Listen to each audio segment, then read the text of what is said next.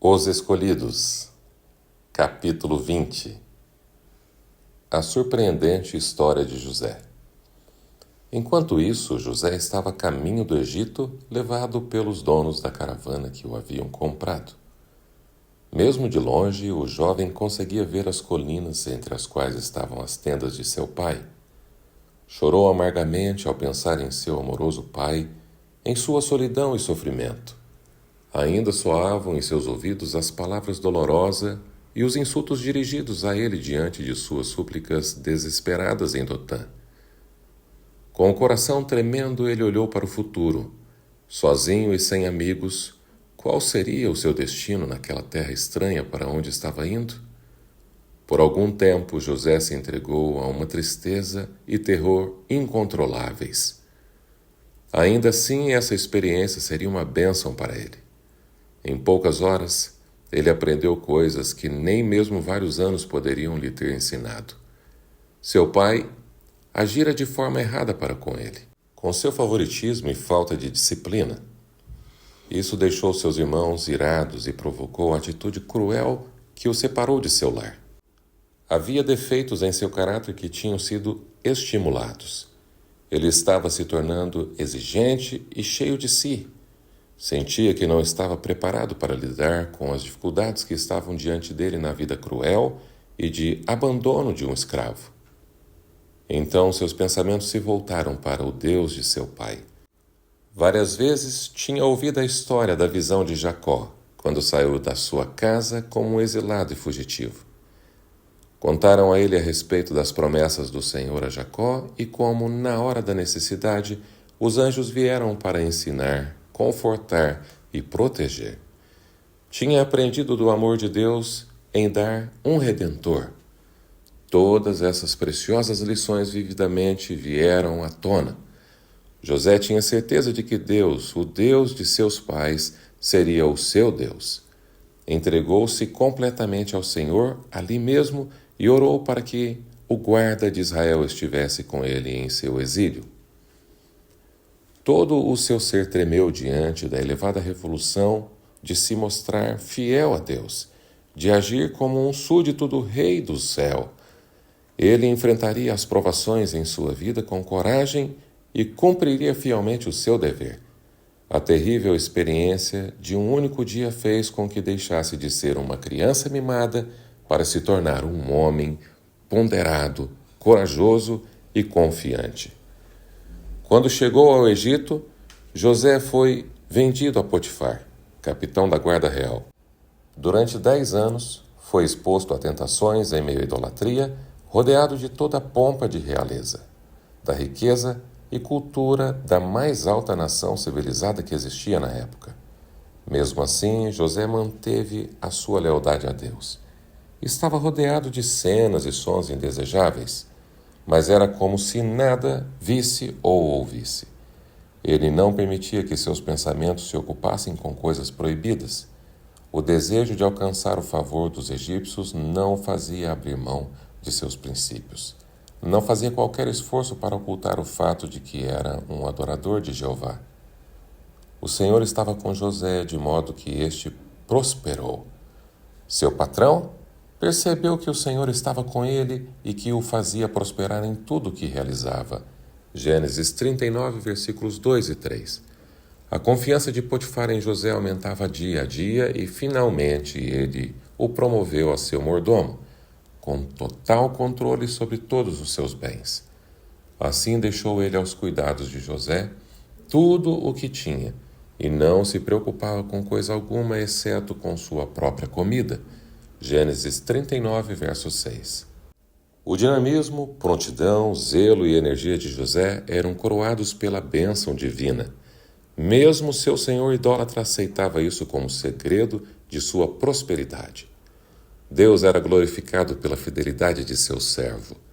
Era seu objetivo que o crente em Deus aparecesse em marcante contraste com os adoradores de ídolos. Assim, a luz da graça celestial resplandeceria em meio às trevas do paganismo. O capitão chegou a considerar José como um filho, em vez de um escravo. O jovem foi levado a entrar em contato com homens de posição e elevado nível intelectual, adquirindo não apenas conhecimento das ciências, idiomas e negócios, mas também uma educação necessária para ser o futuro primeiro-ministro do Egito. Tentação quase invencível. A esposa do senhor de José tentou induzir o jovem a transgredir a lei de Deus. Ele tinha permanecido incontaminado da corrupção que enchia aquela terra pagã, mas essa tentação tão repentina, tão forte, tão sedutora, como deveria lidar com ela? José bem sabia o que a recusa lhe traria. De um lado estavam a cumplicidade e os favores e as recompensas, do outro, a desgraça, a prisão e talvez a morte. Toda a sua vida futura dependia da decisão do momento. José seria fiel a Deus? Com inexprimível ansiedade, os anjos olhavam para aquela cena. A resposta de José revela o poder do princípio religioso. Ele não trairia a confiança de seu Senhor na terra, e fossem quais fossem as consequências, seria fiel ao seu Senhor no céu. O primeiro pensamento de José foi em Deus. Como poderia eu então cometer algo tão terrível e pecar contra Deus? Disse ele, Gênesis 39, versículo 9. Os jovens devem sempre se lembrar de que, onde quer que estejam, o que quer que façam, sempre se encontram na presença de Deus. Nada em nossa conduta deixa de ser observado por Ele. Não podemos ocultar nossos caminhos do Altíssimo. Para cada ação há uma testemunha invisível. Cada ato, cada palavra, cada pensamento é tão claramente observado como se houvesse apenas uma pessoa no mundo todo. José sofreu por manter sua integridade. Sua tentadora se vingou, fazendo com que fosse colocado na prisão. Se Potifar tivesse acreditado na acusação feita por sua esposa contra José, o jovem hebreu teria perdido a vida, mas a simplicidade e a lealdade que tinham caracterizado sua conduta eram prova de sua inocência. Para salvar a reputação da casa de seu senhor, ele sofreu a desonra e a escravidão. No início, José foi tratado severamente pelos carcereiros. O salmista diz: machucaram-lhe os pés, com correntes, e com ferros prenderam-lhe o pescoço, até cumprir-se a sua predição e a palavra do Senhor confirmar o que dissera. Salmo 105, 18 e 19. José na prisão. O verdadeiro caráter de José brilhou mesmo na prisão. Os anos de serviço fiel que havia prestado foram pagos da maneira mais cruel. Porém, ainda assim, não ficou deprimido ou perdeu a confiança. Ele tinha paz e deixou seu caso nas mãos de Deus. Não ficava pensando nas injustiças cometidas contra ele e procurava aliviar as tristezas dos outros. Mesmo na prisão encontrou um trabalho que poderia fazer.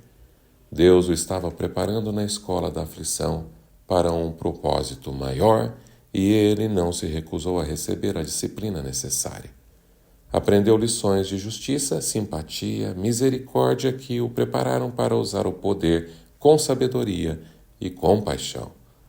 Aos poucos, José foi ganhando a confiança do carcereiro da prisão, que acabou confiando a ele a guarda de todos os prisioneiros. Sua conduta na prisão, sua integridade, sua simpatia por aqueles que viviam em angústia e sofrimento, abriu o caminho para que se tornasse um homem próspero e honrado no futuro.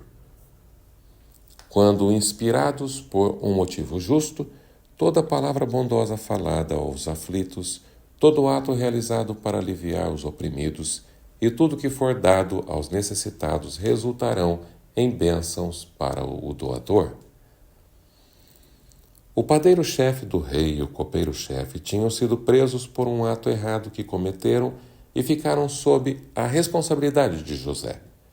Num dia pela manhã, ele percebeu que pareciam muito tristes e bondosamente perguntou por que estavam daquele jeito. Explicaram que cada um deles havia tido um sonho fora do comum e queriam muito saber qual era o significado. Não são de Deus as interpretações? disse José. Contem-me os sonhos. Gênesis 40, verso 8. Depois que cada um contou o sonho que teve, José revelou o seu significado. Em 3 dias, o copeiro seria reintegrado ao seu cargo e daria o copo nas mãos de Faraó, como fazia antes, mas o padeiro-chefe seria morto por ordem do rei. Nos 2 casos aconteceu conforme havia sido predito. O copeiro do rei tinha demonstrado profunda gratidão por José, pela feliz interpretação do sonho e por muitos anos de bondade e atenção.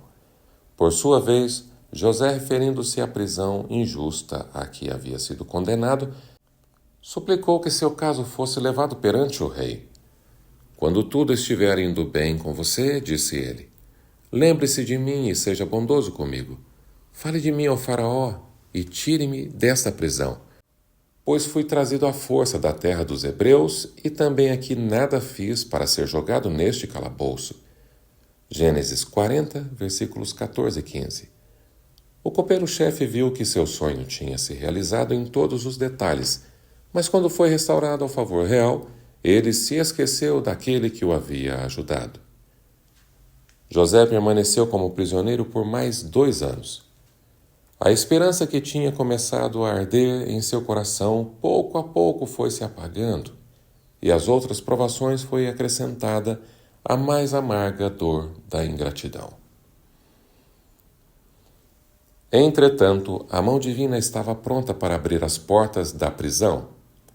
Em uma noite, o rei do Egito teve 2 sonhos que indicavam aparentemente o mesmo acontecimento e pareciam estar prevendo uma grande calamidade. Os magos, os sábios, não puderam dar a interpretação. A perplexidade do rei aumentava e o terror se espalhou por todo o palácio. A agitação geral fez com que o copeiro-chefe se lembrasse do próprio sonho. Com ele, veio à sua lembrança o pedido de José e o remorso por seu esquecimento e ingratidão.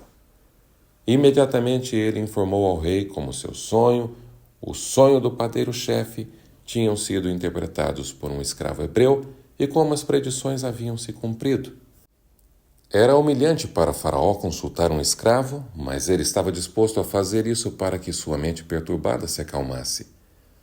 José foi enviado imediatamente ao palácio, tirou suas roupas de prisioneiro e foi levado à presença do rei. O Faraó disse a José: Tive um sonho que ninguém consegue interpretar. Mas ouvi falar que você, ao ouvir um sonho, é capaz de interpretá-lo. Respondeu-lhe José: Isso não depende de mim, mas Deus dará a Faraó uma resposta favorável. Gênesis 41, versículos 15 e 16. José modestamente recusou a honra de possuir sabedoria superior. Somente Deus pode explicar esses mistérios. O Faraó começou então a relatar seus sonhos. Sonhei que estava em pé, à beira do Nilo, quando saíram do rio 7 vacas, belas e gordas, que começaram a pastar entre os juncos. Depois saíram outras 7, raquíticas, muito feias e magras. Nunca vi vacas tão feias em toda a terra do Egito. As vacas magras e feias comeram as 7 vacas gordas que tinham aparecido primeiro. Mesmo depois de havê-las comido, não parecia que o tivessem feito, pois continuavam tão magras como antes. Então acordei. Depois tive outro sonho. Vi 7 espigas de cereal, cheias e boas, que cresciam no mesmo pé. Depois delas brotaram outras 7, murchas e mirradas, ressequidas pelo vento leste.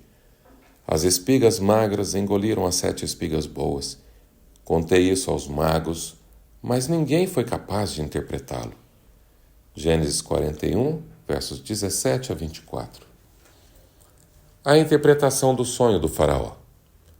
O faraó teve um único sonho, disse José. Deus revelou a Faraó o que ele está para fazer. Gênesis 41, 25. Haveria 7 anos de muita fartura. Os campos e hortas produziriam em grande quantidade como nunca antes. Esse período seria seguido de 7 anos de fome.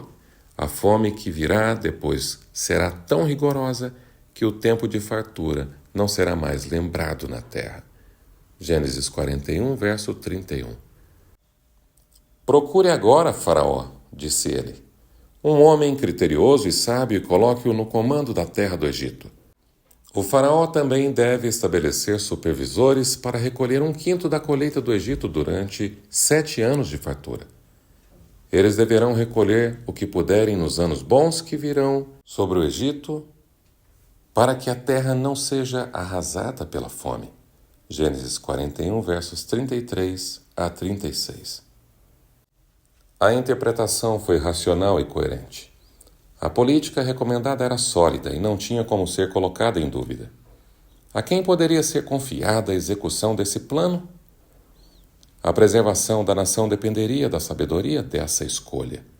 Por algum tempo, a questão dessa indicação esteve em estudo. Por meio do copeiro-chefe, o monarca ficou sabendo da sabedoria e prudência demonstradas por José na administração da prisão. Era evidente que ele tinha uma habilidade administrativa superior. Em todo o reino, José foi o único homem dotado de sabedoria para indicar o perigo que ameaçava o país e o preparo necessário que deveria ser feito para enfrentar uma situação como aquela. Não havia ninguém entre os oficiais do rei tão qualificado para conduzir os negócios da nação naquele momento de crise. Será que vamos achar alguém como este homem, em que está o Espírito Divino? Gênesis 41, versos 38, perguntou o rei aos seus conselheiros. De prisioneiro a primeiro-ministro. Foi feito então a José o surpreendente anúncio. Uma vez que Deus lhe revelou todas essas coisas, não há ninguém tão criterioso e sábio como você. Você terá o comando de meu palácio e todo o meu povo se sujeitará às suas ordens. Somente em relação ao trono serei maior que você. Em seguida, o faraó tirou do dedo o seu anel-selo e o colocou no dedo de José. Mandou-o vestir de linho fino e colocou uma corrente de ouro em seu pescoço. Também o fez subir em uma segunda carruagem real e à frente os arautos iam gritando: "Abram caminho!" Gênesis 41, 39, 40, 42 e 43. Da prisão, José foi levado a governador de toda a terra do Egito. Uma posição altamente honrada, mas também cercada de perigos. Ninguém pode ocupar uma elevada posição sem estar sujeito ao perigo. A tempestade que não atinge a humilde flor no vale arranca pela raiz a frondosa árvore no topo da montanha. Assim também, aqueles que mantiveram sua integridade na vida humilde que levavam pode ser arrastados pelas tentações que aparecem com o êxito e as honras mundanas. O caráter de José resistiu da mesma forma tanto à prova da adversidade como da prosperidade. Ele era um estrangeiro em terra pagã, separado de sua família, mas acreditava que a mão divina tinha dirigido completamente a sua vida. Com inabalável confiança em Deus, desejava fielmente os deveres do cargo que ocupava. A atenção do rei e dos grandes homens do Egito foi dirigida ao verdadeiro Deus, e eles aprenderam a respeitar os princípios revelados na vida de José como adorador de Jeová. Em seus primeiros anos, José seguiu o seu dever e não a inclinação. A integridade, a simples confiança, a nobreza natural do jovem produziram frutos em seus atos quando homem. As circunstâncias variadas que encontramos dia a dia são destinadas a provar a nossa fidelidade e a nos qualificar para maiores responsabilidades. Ao se apegar aos princípios, a mente se acostuma a entender as exigências do dever acima do prazer e da vontade. A mente assim disciplinada não oscila entre o que é certo e o que é errado, como a cana balança ao vento.